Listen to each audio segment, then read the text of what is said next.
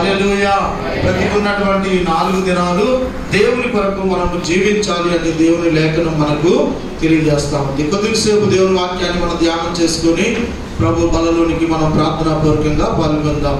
కీర్తనల గ్రంథము 116వ కీర్తన 16వ వచనాన్ని మనం చదువుదాం. పరిశుద్ధ గ్రంథంలో నుండి 116వ కీర్తన 16వ వచనం. యెహోవా, నేను నిజముగా నీ సేవకుడను, నీ సేవకురాలి కుమారుడునై ఉన్నాను. నెక్స్ట్, నీవు నా కట్లు విప్పి ఉన్నావు. హల్లెలూయా, హల్లెలూయా. కొద్దిసేపు దేవుని మాటలు శ్రద్ధగా ఆలకించండి. ప్రభు బల్లారాధనలోనికి సిద్ధపడుతున్నటువంటి యొక్క విలువైనటువంటి తరుణంలో ప్రభు వాక్యం మనతో ఏమని చెబుతుందంటే, దేవా, నీవు నా కట్లు విప్పి ఉన్నావు. ఏమి విప్పాడంట? మన జీవితంలో మన దేవుడు తనను నమ్ముకున్నటువంటి బిడ్డల ఎడల ఆయన కట్లను విప్పేవాడుగా ఉన్నాడు. What are the bonds that bind us? మన జీవితంలో మనలను బంధించినటువంటి కట్లేంటో మనం తెలుసుకున్నట్లయితే ప్రియులారా, మనం జీవితకాలం అంతా కూడా దేవునికి రుణస్థులుగాను దేవునికి ఇష్టలుగాను మనం జీవించే వారముగా ఉంటాం.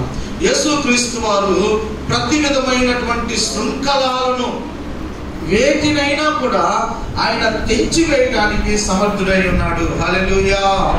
అందుకనే ఇక్కడ 116వ కీర్తన రాసినటువంటి భక్తుడు స్పెసిఫిక్ గా తన పేరుని అక్కడ మెన్షన్ చేయలేదు, కానీ ఆ భక్తుడు అన్నాడు, యెహోవా, నేను నిజముగా నీ సేవకుడను, నీ సేవకురాలి కుమారుడును.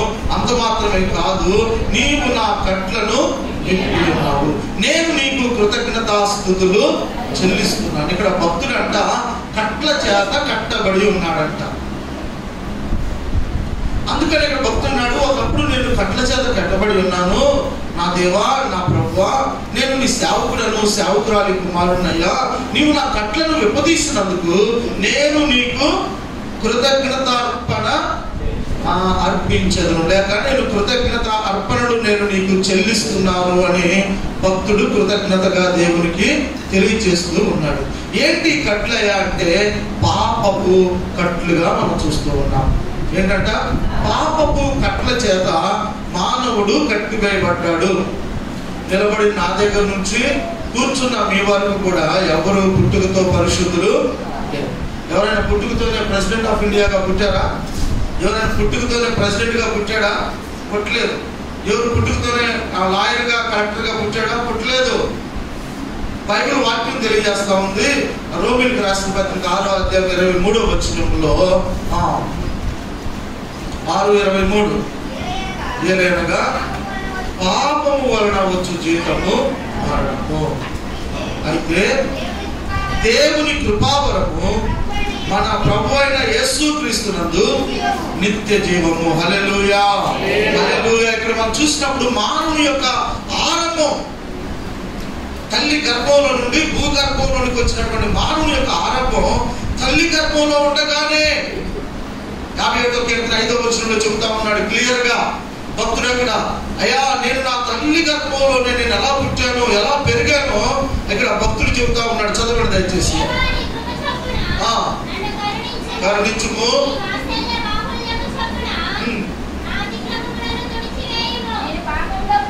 నేను పాపములో పుట్టిన వాడను, పాపములోనే నా తల్లి నన్ను గర్భము ధరించును.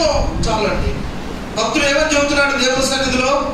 ఎక్కడ పుట్టాడంటే ఆయన మేడ మిద్దెలో ఉన్నటువంటి పెద్ద పెద్ద బిల్డింగ్ లో పుట్టాడా? ఉన్నతమైనటువంటి కుటుంబంలో పుట్టాడని చెబుతా ఉన్నాడా?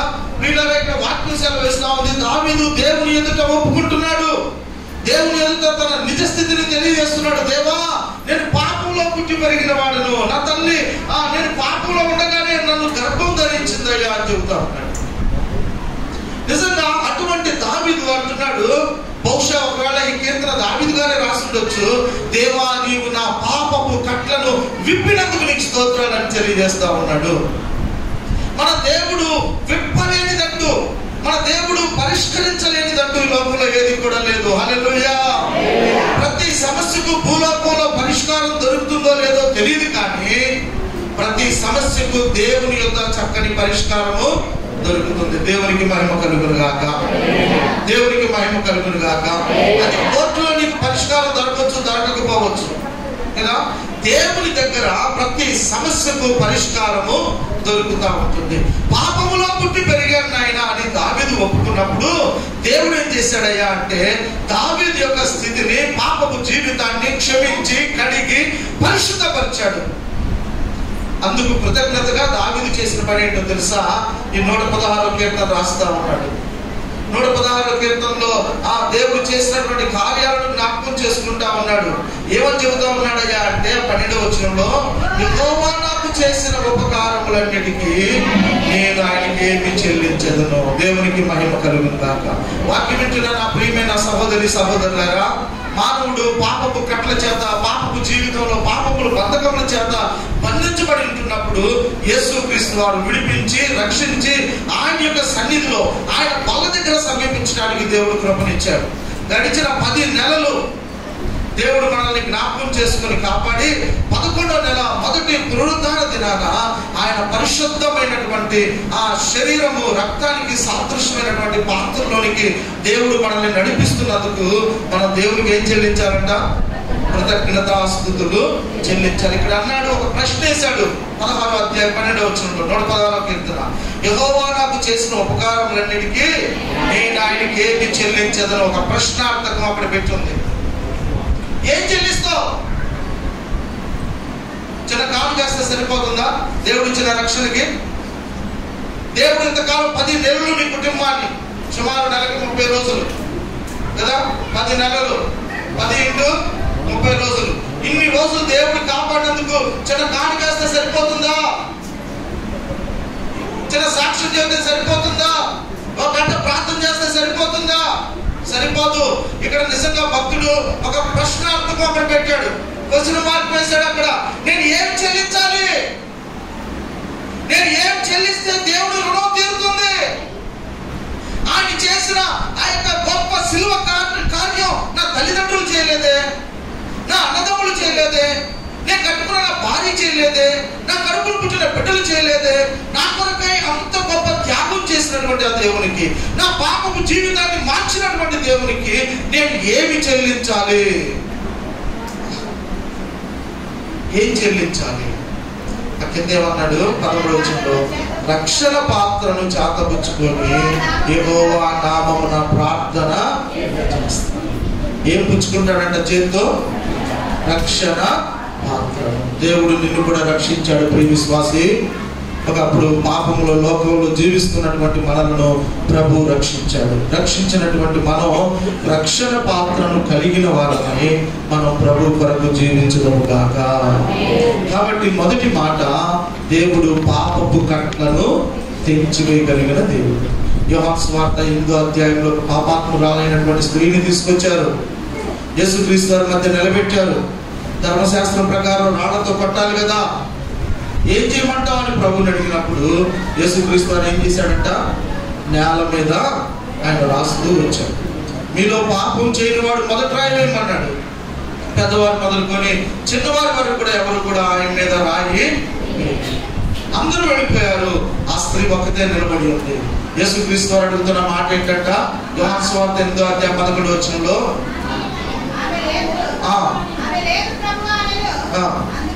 అందుకు యేసు, నేను నిన్ను శిక్షించను, నీవు వెళ్ళి ఇక పాపము చేయవద్దని ఆమెతో చెప్పాను. హల్లెలూయా.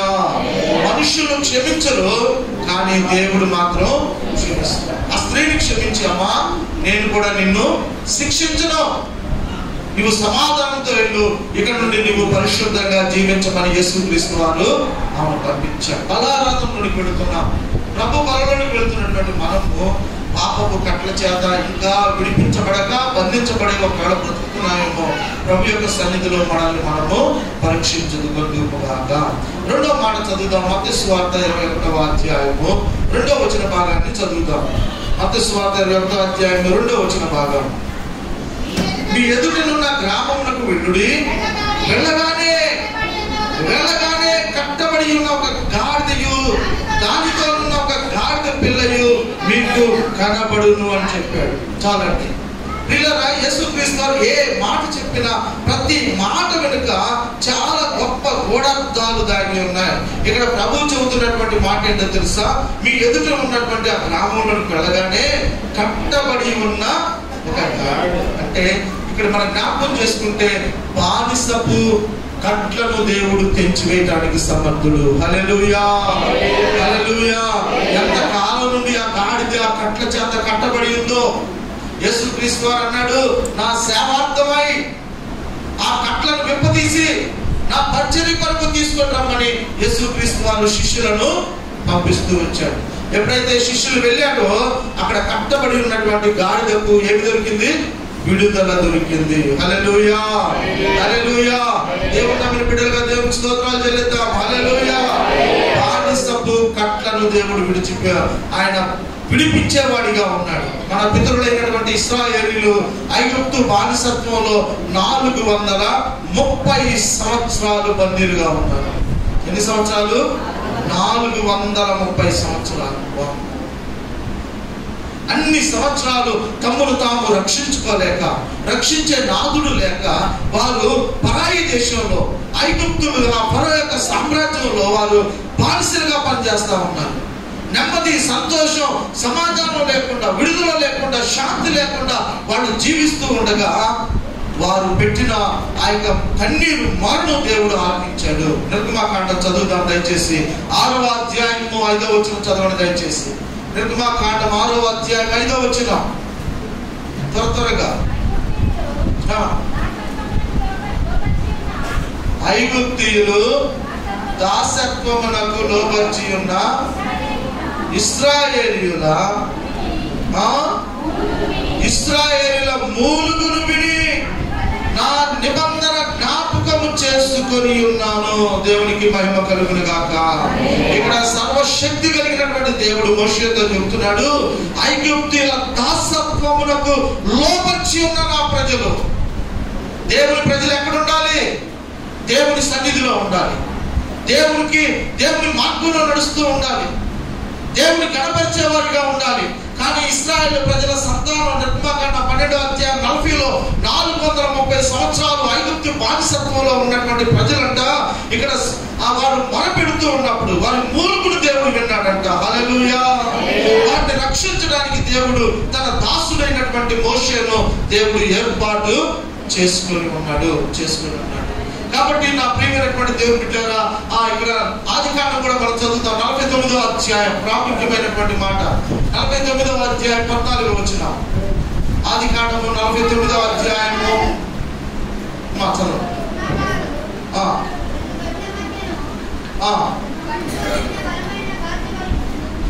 బలమైన ఇస్సాకారు 2 దొడ్ల మధ్యను పండుకొని ఉన్న బలమైన గార్ధము. గార్ధము అంటే గాడిద కదా. ఇస్సాకారు అనబడినటువంటి ఒక వ్యక్తి అంట ఎలాంటి వాడయ్యా అంటే 2 దొడ్ల మధ్య ఇంకా ఆయన పడుకోనున్న గాడిదకి సాదృశ్యంగా ఉన్నాడు. ఇక్కడ దేవుని వాక్యం తెలియజేస్తా ఉంది. ప్రియులారా, యేసుక్రీస్తు వారు ఈ లోకానికి ఎందుకు వచ్చాడు అంటే కట్టబడి 2 దొడ్ల మధ్య పండుకొని ఉన్న గాడిద లాంటి సోమర్థనంలో బ్రతుకుతున్నటువంటి మనుషులను వారి బానిసపు సంఖ్యలను విడిపించి ఆయన తనంతటి వారిగా చేసుకోవడానికి యేసుక్రీస్తు వారు పరమండలం నుండి భూమండలమునకు వచ్చారు. మొదటిది పాపపు కట్లను విడిపించాడు. రెండోదిగా ఆయన బానిసపు సంఖ్యలను ఆయన తెచ్చివేశాడు. దేవునికి స్తోత్రం. బానిసపు సంఖ్యలను దేవుడు విడిపించడానికి దేవుడు సిద్ధంగా ఉంటున్నాడు. కాబట్టి మధ్యాహ్న కాల సమయంలో వాక్యం ఉంటున్న దేవుని బిడ్డలారా, దేవుడు మనల్ని విడిపించాడు. ఆయన మనల్ని దేవునిలో స్వతంత్రులుగా జీవించమని చెప్పాడు. కానీ మానవుడు దేవుని మార్గాన్ని విడిచిపెట్టి అనేకమైనటువంటి కట్లను తనకు తానే కట్టుకుంటూ వచ్చాడు. పాపపు కట్లలో చిక్కబడ్డాడు, బానిసపు కట్లలో చిక్కబడ్డాడు. ఇంకా వాక్యాన్ని మనం జ్ఞాపకం చేసుకున్నప్పుడు లూకాసు వార్తలో చెప్పాడు. 13వ అధ్యాయంలో మాటలు మనం చదువుకుందాం. 13వ అధ్యాయం లూకాసు వార్త 16వ వచనాన్ని కూడా మనం చదువుదాం. లూకాసు వార్త 13వ అధ్యాయము 16వ వచనం. 18 ఏండ్ల నుండి సాతాను బంధించిన అబ్రహాము కుమార్తె అయిన విశ్రాంతి దినమందు ఈ కట్ల నుండి విడిపింపదగునా అన్నాడు. ఎవరంటే ఆమె 18 సంవత్సరాల నుండి నడుము వంగిపోయిందట ఆమెకి. 11వ వచనం అన్నాడు, లేదా 10-11 వచనాల్లో విశ్రాంతి దినమున ఆయన ఒక సమాజ మందిరంలో బోధించినప్పుడు 18 ఏండ్ల నుండి బలహీనపరచు దెయ్యము పట్టిన ఒక స్త్రీ అచ్చట ఉండెను. ఆమె నడుము వంగిపోయి ఎంత మాత్రము చక్కగా నిలబడలేకపోతా ఉంది. ప్రియులారా, ఈమెను మనం జ్ఞాపకం చేసుకున్నప్పుడు ఏమో పరిస్థితి ఏంటంటే 18 సంవత్సరాల నుంచి బలహీనపరచు దెయ్యము పట్టుకుంది, 18 సంవత్సరాల నుంచి నడుము వంగిపోయింది, 18 సంవత్సరాల నుండి ఎంత మాత్రము కూడా చక్కగా నిలబడలేకపోయింది. దేవుని వాక్యం సెలవిస్తా ఉంది యెహెజ్కేలు గ్రంథంలో, నరపుత్రుడా, వెరీ గుడ్, బాగా తెచ్చాను. నరపుత్రుడా, నీవు చక్కగా నిలబడు. వంకర టెంకరగా నిలబడమని అన్నాడా? ఇష్టం వచ్చినట్టుగా నిలబడనేసి అన్నాడా? ఇష్టం వచ్చినట్టు బ్రతకమని చెప్పాడా? చెప్పలేదు. దైవ భయం లేకుండా జీవించమని చెప్పాడా? చెప్పలేదు. నరపుత్రుడా, నేను నీతో మాట్లాడాలంటే నీవు చక్కగా నిలబడాలి. ఏ విషయంలో? ఫిజికల్ గా నిలబడమని చెప్పాడా? భౌతికంగా? మీరు నడుచుకుని ఇంటికి వెళ్ళేటప్పుడు చక్కగా నడుచుకుంటూ వెళ్ళము, చర్చికి వచ్చేటప్పుడు చక్కగా నడుచుకుంటారమ్ము అని చెప్పాడా? ఫిజికల్ గానే కాదు, స్పిరిచువల్ గా కూడా ప్రభు చెబుతున్నాడు. ఆత్మీయ జీవితంలో, భక్తి జీవితంలో, ప్రభువుని వెంబడించే జీవితంలో ఎలా నడవాలంట? చెప్పట్లా కొంతమంది. చక్కగా నిలబడు. లేకపోతే ఏమైంది? 18 సంవత్సరాలు అయింది దెయ్యం పట్టుకొని. అమ్మగారికి అర్థం కావట్లా, నడుము వంగిపోయింది. ఆరాధించండి దేవుని అంటే నిలబడలేకపోతున్నాం, నడుములు పనిచేయట్లా, చప్పట్లు కొట్టలేకపోతున్నాం, చేతులు పనిచేయట్లా. కారణం ఏంటంటే బలహీనపరచు దెయ్యం పట్టింది. ఈ మధ్యాహ్న కాల సమయంలో దేవుని వాక్యం ఉంచిన ప్రియమైన దేవుని బిడ్డలారా, ఈ స్త్రీ యొక్క పరిస్థితిని చూస్తే ఈమె రోగపు కట్ల చేత బంధించబడింది. హల్లెలూయా. రోగపు కట్లు ఏమని పట్టుకున్నాయి. శనివారం దాకా మందిరానికి వెళ్ళాలి, ఆదివారం అనేసి అనుకుంటుంది. ఆదివారం వచ్చేసరికి బలహీనపరచు దెయ్యం పట్టుకుంటుంది. ఆమె బలహీనపరచుద్ది. ఏమంతావులే, వచ్చేవారం వెళ్తుంది కదా. ఏమొచ్చేసింది? ఆటోమేటిక్ గా బలహీనత వచ్చింది. ప్రియులారా, ప్రభు బలలో అపొస్తలుడైన పౌలు గారు కూడా కొరింథీయులకు రాసిన పత్రికలో ఒక మాట చెప్పాడు. మన మధ్య ధ్యానం చేసుకున్నాం. ప్రతివాడు తనను తాను పరీక్షించుకోవాలను, అలాగ చేసి ప్రభు బలలో చేయవేయాలి. ఎవడు అయోగ్యంగా ప్రభు యొక్క బలలో చేయవేయను వాడు ఏమవుతాడంట? కాబట్టి మీలో అనేకులు బలహీనులైపోయారు, రోగులై ఉన్నారు, చాలా మంది నిద్రపోతున్నారంట. నిద్రపోయిన దేవుని స్తోత్రాలు చెల్లించాడు. హల్లెలూయా. నిద్ర పోతా కూడా నా మాట గట్టిగానే అంటాడు. పౌలు గారు ఏమన్నాడు? మీలో అనేకులు బలహీనులు. ఎందుకు బలహీనులు? ప్రభు బల దగ్గర ఎలా ఉండాలి? ప్రభు మనకి ఏం నేర్పించాడు? గుండెల నిండా భయం ఉండాలి, ఒంటిలో ఉనికి ఉండాలి కదా. మనల్ని మనం పరీక్షించుకోవాలి, శ్రద్ధ భక్తులతో ప్రభు బలలో చేవేయాలి. ఇది నియమం, ఇది నిబంధన. అయితే ప్రియులారా, మనకి బలహీనత, ఈ బలహీనత ఎక్కడ తీసుకెళ్తుందయ్యా అంటే బలహీనత అనే రోగం కట్ల చేత కట్టివేయబడతా ఉంది. ఈ తల్లి యొక్క పరిస్థితిని చూస్తే ఎంత మాత్రం కూడా చక్కగా నిలబడలేదు. కానీ ఈమె ప్రతి ఆదివారం దేవాలయానికి వచ్చిందంట. హల్లెలూయా, హల్లెలూయా. నాకు నడుము వంగిపోయిందయ్యా, నేను రాలేను అని చెప్పి చెబుతుందా? లేదు. ఒక వారం వచ్చి ఒక వారం రాకుండా లేదు. ప్రియులారా, యేసు క్రీస్తు వారు అక్కడ జరిగినటువంటి గొప్ప విషయం చూస్తే ఆ 10వ వచనంలో, విశ్రాంతి దినాన యేసు ఒక సమాజ మందిరంలో బోధించినప్పుడు, యేసు క్రీస్తు వారు ఎప్పుడు నిన్ను దర్శిస్తాడో నీకు తెలియదు. అమ్మా వినండి, ఎప్పుడు నీ ఎందుకు వస్తాడో తెలియదు, ఎప్పుడు నీ ప్రార్థన ఆలకిస్తాడో తెలియదు. వెయిట్ చేయాలి, కనిపెట్టాలి. నీ జీవితంలో ప్రభు కొరకు చక్కగా నిలబడాలి. ఈ తల్లి విషయంలో మనం జ్ఞాపకం చేసుకున్నప్పుడు 18 సంవత్సరాల నుండి బలహీనత ఉన్నప్పటికీ కూడా దేవాలయాన్ని ఆమె విడిచిపెట్టలేదు. దేవునికి మహిమ కలుగును గాక. అమ్మ ఏంద్రా నేను చర్చికి రాగా జలుబు తీసింది గారు, ఏంటి జలుబు కూడా పాపాన్ని భార్య. కానీ ఈమె 18 సంవత్సరాల నుంచి దేవాలయాన్ని విడిచిపెట్టలేదు. ప్రియులారా, ఆ రోజు యేసుక్రీస్తు వారు దేవాలయంలో వాక్యం చెప్పడానికి వచ్చారు. యేసుక్రీస్తు వారు వాక్యం చెప్పడానికి వచ్చే సంగతి స్త్రీకి ముందు తెలుసా? సాగరిక ముందు తెలుసా? తెలీదు. ఒకవేళ యేసుక్రీస్తు వారు నేను వస్తున్నా ఆమె చర్చికి రమ్మనండి అని ముందుగా మెసేజ్ ఏమైనా పంపించాడా? పంపించలేదు. నడుము వంగిపోయి నేను ఏదో రోజున చక్కగా నిలబడతానని ఎక్కడో చిన్న ఆశతో దేవాలయాన్ని విడిచిపెట్టకుండా క్రమంగా దేవాలయానికి వస్తా ఉంది. అనుకోకుండా ఒక దినాన రక్షకుడైన యేసుక్రీస్తు వారు దేవాలయంలో వాక్యం చెప్పడానికి వచ్చాడు. వాక్యం చెప్పడానికి వచ్చినటువంటి యేసుక్రీస్తు వారి యొక్క కను దృష్టి అక్కడ కూర్చున్నటువంటి పేరు ప్రఖ్యాతులు కలిగినటువంటి అధికారుల మీద పడల. ప్రియులారా, అక్కడ కూర్చున్నటువంటి గొప్ప గొప్ప వారి మీద యేసయ్య దృష్టి పడలేదు. ఎవరి మీద పడిందంట? ఈ యొక్క బలహీనంగా ఉన్నటువంటి స్త్రీ మీద యేసయ్య చూపు పడింది. దేవునికి మహిమ కలుగును గాక, దేవునికి మహిమ కలుగును గాక. ఆయన చూచుచున్న దేవుడు. హల్లెలూయా. యేసయ్య చూపు 18 సంవత్సరాలు బాధపడుతున్నటువంటి ఆ తల్లి మీద పడింది. ముందుగా ఆయన చెప్పకపోయినా, ఆయన వస్తాడన్న సంగతి ఆ తల్లికి తెలియకపోయినా ఆమె కనిపెట్టుకుంటూ చూస్తుంది. 12వ వచనంలో అన్నాడు, యేసు ఆమెను చూసి అమ్మా ఇక్కడికి రమ్మా అని చెప్పని పిలిచాడు. దేవునికి మహిమ. ఎవరు పిలుస్తున్నాడు? అమ్మా నువ్వు ఇక్కడికి రండి అని చెప్పి ఆమెను తన బలహీనత నుంచి విడుదల చేశాడు. దేవునికి మహిమ. ఏ కట్లు? 18 సంవత్సరాల రోగపు కట్ల నుండి విడుదల పొందింది.